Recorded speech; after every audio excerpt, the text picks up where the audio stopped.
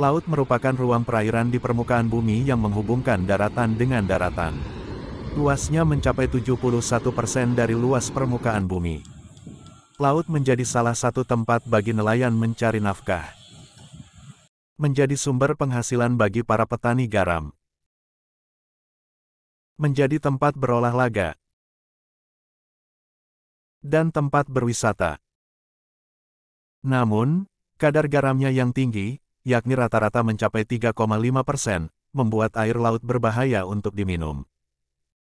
Dengan kondisinya itu, juga dengan banyaknya kehidupan di dalamnya, dapatkah air laut digunakan untuk berwudu? Hal ini juga pernah dipertanyakan seorang nelayan kepada Nabi Muhammad SAW. Datang seorang laki-laki kepada Rasulullah SAW. Di riwayat yang lain-lain, Tabrani dan lain sebagainya, itu ada kalimatnya siapa laki-laki ini. Ya. Ntar kita ceritain ya. Seorang laki-laki datang kepada Rasulullah SAW. Dia bertanya, ya Rasulullah, inna narkabul bahra. Kami ini adalah sedang melakukan, kami adalah seorang nelayan. Ya, disebut di beberapa riwayat. Ini disebutnya al-arqi. Ada yang disebut al-irqi. Al-irq ain ra kaf ya. Al-irqi itu adalah seorang nelayan yang biasa mencari ikan di laut. Maka dia bercerita, suatu hari kami mengendarai naik ke atas perahu ya. Wa nahmilu ma'anal qalil minal ma'. Kami membawa al-qalil, sedikit air. Jadi airnya sedikit. Satu limbah, mungkin ukuran kecil ya, seperti ini. Memang tadinya untuk minum, karena pelaut kan nggak mungkin bolak-balik, harus ke pantai lagi, berjam-jam mencari ikan di mana, di tengah laut, pasti dia membutuhkan air untuk minum. Lalu dikatakan, inna narkabul bahra wa nahmilu ma'anal qalil minal ma' fa in tawadda'na bihi atishna. Jika kami berwudu dengan air yang kami bawa itu, atishna, kami akan haus. Fa in tawadda'na bihi atishna, apa natawadda'u bihi? Bolehkah kami berwudu dengan air laut? Yang cukup aneh, kenapa mereka tanya? Apakah mereka meragukan air laut itu suci? Ya, ini bukan itu yang jadi titik tolak. Yang jadi titik tolak adalah karena air laut itu berbeda dengan air yang lainnya. Dari segi rasa. Ini menandakan Abu Hurairah, Ibnu Hajar al-Asqalani menjelaskan bahwa asal air yang turun dari langit dan memancar dari tanah, kalau dia masih dalam bentuk aslinya, itu tidak diragukan lagi suci mensucikan. Kenapa? Karena ada pertanyaan ini. Kalau mereka sahabat tidak mengetahui bahwa air laut itu beda rasanya, pasti nggak akan ditanya. Berarti kalau tidak ada perubahan, asalnya suci mensucikan. Itu sudah masyhur di kalangan sahabat pemahamannya. Nah, ditanyanya air laut menandakan bahwa air laut itu diragukan apakah bisa suci mensucikan. Gitu ya. Ini mulai. Jadi mereka nggak bertanya, saya minum boleh nggak air laut gitu. Enggak. Tapi yang mereka pertanyakan adalah boleh nggak berwudu dengan air laut karena rasanya yang berbeda. Oke. Makanya para ulama sepakat di dalam buku fikihnya apa saja yang turun dari langit dan apa saja yang memancar dari tanah, sepanjang masih dalam bentuk aslinya, suci mensucikan. Air hujan, air sungai, air sumur, mata air, air salju. Ingat, salju yang sudah mencair, bukan salju yang masih keras Anda berwudu di atasnya. Dan air salju itu maksudnya ma'us salji disebutnya, bukan as-salju. Oke. Jadi salju yang sudah mencair. Ada ma'ul bardi. Apa disebutnya? Orang sebut air embun. Enggak. Bukan air embun, ma'ul bardi. Ma'ul bardi itu adalah hujan es. Beda dengan salju.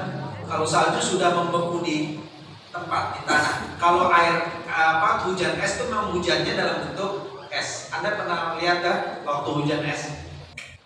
Batu-batuan. Nah, batu-batuan es itu bisa digunakan berwudu ketika dia mulai mencair. Bukan batu esnya masih begini, dulunya. Tapi dibiarkan dia di satu tempat, kita wudu. Itu namanya ma'ul bar. Ya. Jadi nanti kalau ada terjemah ma'ul bar itu air embun, nggak tepat. Ini poin. Jadi semua itu suci mensucikan. Jangan ragu. Jadi al-aslu, ini maksudnya gini. Kalau Bapak nanti pergi ke suatu tempat, melihat ada satu tempat ada gundukan air, kumpulan air sedikit walaupun sedikit. Sepanjang Bapak tidak melihat adanya perubahan tertentu, baik itu rasa, warna ataupun aroma, udah wudu, boleh, bebas. Nggak usah nanya dulu, waduh, suci nggak ya? Enggak, asalnya memang suci. Jangan ditanya sebaliknya, gitu. Kecuali Bapak waktu menemukannya ada sesuatu yang berubah. Misalnya, suatu tempat lagi berjalan, kita menemukan air, seonggokan air sedikit, gitu. Ada misalnya hijau-hijau sedikit, hijau, agak hijau. Nah itu baru mulai bertanya, gitu ya. Ini hijau apa, gitu. Tapi kalau biasa saja, bening cuma di bawahnya ada tanah, ada apa, itu normal. Itu air suci mensucikan. Atas pertanyaan nelayan tersebut, Nabi Muhammad SAW menjawab. Dijawab oleh Rasulullah SAW, huwa at-tahuru ma'uhu. Airnya suci mensucikan. Jadi boleh berwudu, silakan. Huwa at-tahuru ma'uhu. Ini semua ulama as-salafus saleh, kecuali ini saya. Kecuali ada 3 orang sahabat Nabi yang lebih menyukai tayamum daripada air laut. Kenapa? Karena tidak sampai hadis kepada mereka. Ini salah satu ilmu thaqafah yang harus kita jadikan renungan. Gini, salah satu terjadinya perbedaan pendapat di kalangan ulama bisa disebabkan oleh karena sang ulama itu tidak mendengar hadisnya. Di antara ketiga ulama tersebut, 2 di antaranya merupakan ulama-ulama terkenal, yakni Ibnu Umar dan Abdullah Ibnu Abil As. Ibnu Umar, bayangkan sekaliber Ibnu Umar radhiyallahu anhu tidak menyukai berwudu menggunakan air laut. Karena yang dia terima adalah hadis yang mengatakan bahwa di balik dari air laut itu adalah api, nar. Tahtal bahr nar. Di bawah air laut itu api, nar, disebutnya neraka. Di bawah air laut itu nar, disebutkan 3 kali. Di bawah air itu nar. Maka dia mengatakan at-tayammum ahabbu ilayya mimma'il bahr. Bertayamum bagiku lebih baik daripada, lebih aku sukai daripada air laut. Dia tidak mendapatkan hadis ini. Hadis ini hanya didengar oleh Abu Hurairah radhiyallahu anhu. Ya, Ibnu Umar tidak mendengar. Ada lagi Abdullah Ibnu Abil As pun tidak menyukai air laut. Dia lebih menyukai tayamum. Semua riwayat ini sahih bahwa sahabat itu, 2 orang itu yang paling terkenal, ya, itu tidak menyukai air laut, memakruhkan.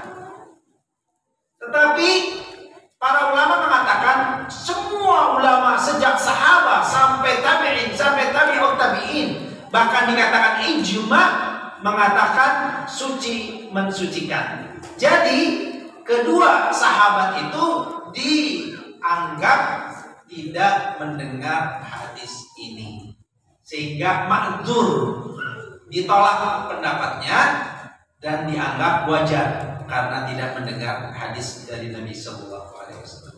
Jadi bukan menolak pendapat sahabat, bukan, tapi karena pendapat keduanya bertentangan dengan mayoritas semua sahabat dan hadis yang jelas sekali sahih diriwayatkan oleh Abu Hurairah radhiyallahu anhu. Jadi bersuci dengan air laut silahkan, boleh, bebas. Kalau kalian suka tayangan ini, jangan segan tekan tombol like, subscribe dan loncengnya ya. Terima kasih.